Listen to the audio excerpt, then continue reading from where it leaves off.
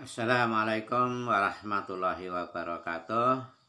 Selamat jumpa kembali bersama saya di acara ngaji bersama. Untuk kali ini kita buka Al-Quran surat Al-Jasiyah ayat 20. A'udzu billahi minasy syaithanir rajim. Hada basairul linnas wa hudaw wa rahmatul liqaumin yuqinun. Nah, ini ayat 20 dalam surat Al-Jasiyah, yang mana di situ tadi hada basairul linnas wa hudaw wa rahmatul liqaumin yuqinun. Nah, jadi kitab Al-Quran ini adalah pedoman bagi manusia, petunjuk serta rahmat bagi kaum yang meyakini. Nah, di sini ada kalimat bagi kaum yang meyakini. Jadi artinya ayat ini untuk orang-orang yang iman kepada Allah, iman kepada akhirat, serta iman percaya kepada apa yang telah disampaikan oleh Allah, yaitu Al-Quran. Artinya bahwa Al-Quran ini pedoman serta petunjuk dan rahmat bagi orang-orang yang beriman.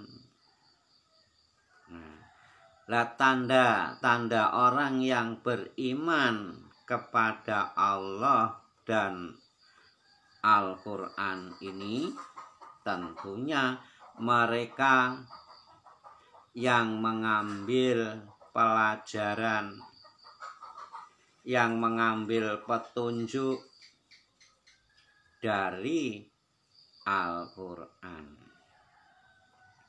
Jadi setiap apa yang dilakukan, baik dalam beramal, dalam perilaku, perbuatan, akhlak budi pekertinya, itu mengambil pelajaran dari Al-Quran, mengikuti yang ditunjukkan oleh Allah lewat Al-Quran. Dalam beribadah, mendekatkan diri kepada Allah itu pun mengikuti petunjuk yang ada di dalam Al-Quran, yang dicontohkan oleh Nabi sebagai utusan Allah. Ini ciri tanda orang yang iman kepada Al-Quran. Dan bagi orang-orang yang tidak beriman, tanda-tandanya mereka itu tidak mengambil pelajaran dari Al-Quran dalam setiap langkah, baik dalam beramal, yaitu dalam perilaku, perbuatan, tutur katanya, pekerjaannya, usahanya, semua yang ia lakukan, amal itu tidak mengambil pelajaran dari Al-Quran. Jadi mengikuti hati. Apa kata hati mereka bila menganggap baik, menganggap pantas luas kewas, umum menurut orang lain, baik menurut diri sendiri maupun untuk orang lain, lanjut dijalankan tanpa merujuk, tanpa tabayun, tanpa melihat sekiranya yang hendak dilakukan itu berlawanan atau tidak dengan Al-Quran. Karena mereka memang tidak mengambil pelajaran dari Al-Quran. Tapi mereka itu iman, percaya kepada Al-Quran. Percaya kepada Al-Quran, namun hanya batas percaya di dalam lisannya. Dan dia hanya batas membaca, namun tidak mempelajarinya. Apa yang ada di dalam setiap ayat yang ada di Al-Quran itu. Karena orang-orang yang seperti itu menganggap bahwa membaca Al-Quran itu sudah merupakan suatu ibadah yang akan mendapat pahala di sisi Allah. Ini angan-angan mereka. Tanpa mengetahui, tanpa dipelajari. Yang sehingga justru malah orang-orang yang semacam itu yang akan menemukan jalan yang sesat, yang akan merugi nanti setelah di akhirat sana. Karena sering membaca Al-Quran namun tidak memahami perintah atau larangan yang ada di dalam Al-Quran yang dibaca itu.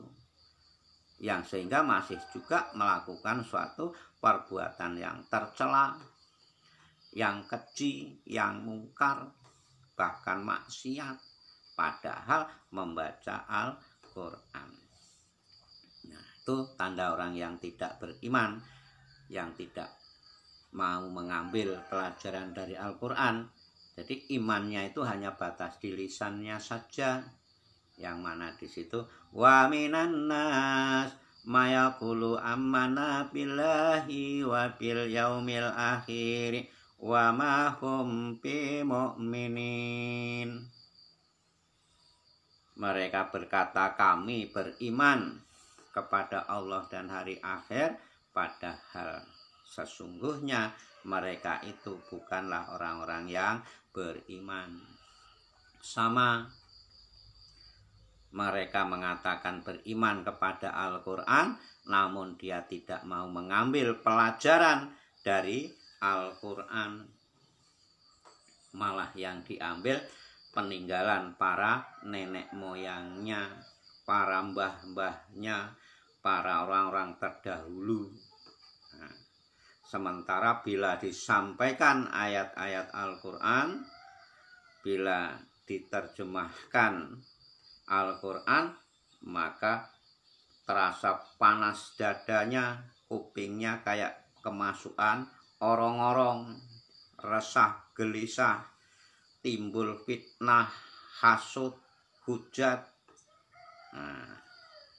Di situ tanda-tanda orang yang beriman kepada Al-Quran namun hanya di lisannya, di bibirnya, tapi hatinya ingkar kepada Al-Quran. Karena mereka tidak mengambil pelajaran dari Al-Quran. Tapi membaca Al-Quran, bahkan sampai khatam berulang-ulang kali. Maka Al-Quran ini wajib kita baca, tapi tidak hanya untuk dibaca lalu dihafalkan. Kalau hanya hafal namun tidak memahami, celaka. Contoh, banyak orang yang hafal membaca Qul huwallahu ahad, Allahus somad. Lam yalid walam yulad walam yakul lahu kufuwan ahad. Banyak yang hafal ini. Tapi karena hanya batas hafal di lisannya, tidak memahami apa yang dibaca, maka timbul tersesat langkah jalannya. Sebagaimana qul wallahu ahad, katakanlah bahwa Allah itu esa, artinya mentauhidkan Allah, bahwa tiada Tuhan selain Allah yang patut kita sembah, yang patut kita puji, yang patut kita puja, yang patut kita banggakan.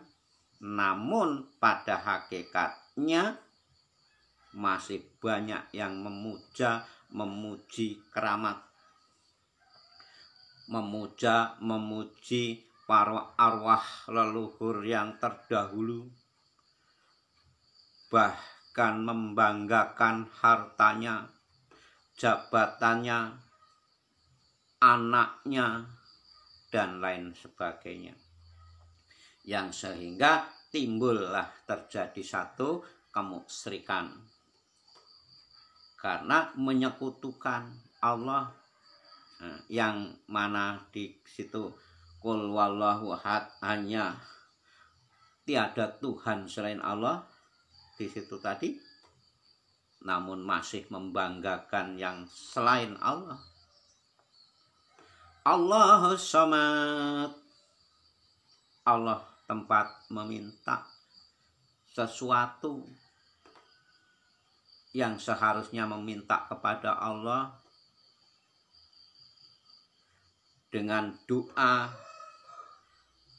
usaha, ikhtiar, tekun, telaten, tawakal, malah meminta kepada dukun, karuhun, keramat yang dianggap bisa memberi syafaatil barakah.